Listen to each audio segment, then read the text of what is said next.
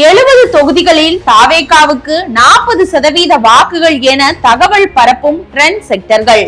நடப்பது என்ன? தாவேகா தம்பிகளை தற்குறிகள் என்று திமுகவினரும் திமுக அபிமானிகளும் சமூக வலைத்தளங்களில் வருத்தெடுக்கிறார்கள். ஆனால் அவர்களோ அதே வலைத்தளங்கள் மூலமாக மக்களின் மனநிலையை தங்களுக்கு சாதகமாக மாற்றும் ட்ரெண்ட் செக்டர் வேலையை சத்தமில்லாமல் பார்த்து கொண்டிருக்கிறார்கள். தொடக்கத்தில் விஜய்க்கு சுமார் 20% வாக்குகள் கிடைக்கலாம் என எந்த ஒரு தரவுகளும் இல்லாமல் ஒரு கணக்கை சொன்னார்கள். அதையே கெட்டியாக பிடித்துக் கொண்ட தாவேகா நிர்வாகிகள் தங்களுக்கு 40% அளவுக்கு மக்கள் மத்தியில் ஆதரவு இருப்பதாக இப்போது பேசவும் ஆரம்பித்திருக்கிறார்கள். வெறும் பேச்சோடு மட்டுமல்லாது எந்தெந்த வகைகளில் எல்லாம் இதை மக்களை நம்ப வைக்க முடியுமோ அந்தந்த வகைகளில் எல்லாம் நம்பிக்கையை விதைக்கவும் ஆரம்பித்திருக்கிறார்கள்.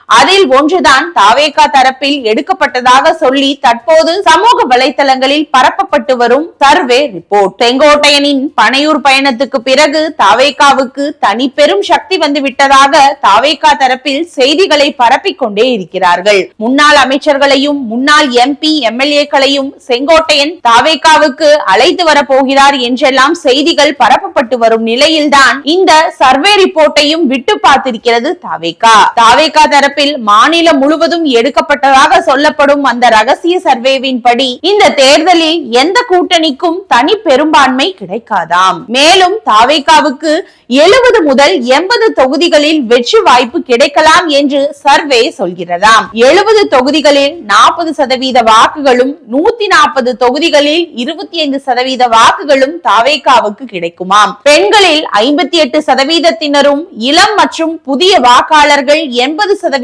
பேரும் தாவேகாவுக்கு கை கொடுப்பார்களாம். தொகுதி வாரியான சர்வேயில் சோழிங்கநல்லூர் தொகுதியில் அதிகபட்சமாக 51% வாக்குகளும், திருவள்ளூரில் 50% வாக்குகளும், உதயநிதி ஸ்டாலினின் சேப்பாக்கம் திருவல்லிக்கேணி தொகுதியில் 48% வாக்குகளும் தாவேகாவுக்கு கிடைக்கலாம் என்று சொல்கிறதாம் சர்வே முடிவு. முதலில் திமுகவுக்கும் தங்களுக்கும் இடையில்தான் போட்டி என ட்ரெண்ட் செட் செய்த தாவேகா அதை பொதுமக்கள் மத்தியில் பேசுபொருளாகவும் மாற்றியது. கரூர் அசம்பாவிதம் மட்டும் நடக்காமல் இருந்திருந்தால் இந்நேரம் தங்களின் இந்த முழக்கத்தை எங்கேயோ கொண்டு போய் நிறுத்தி இருப்பார்கள்.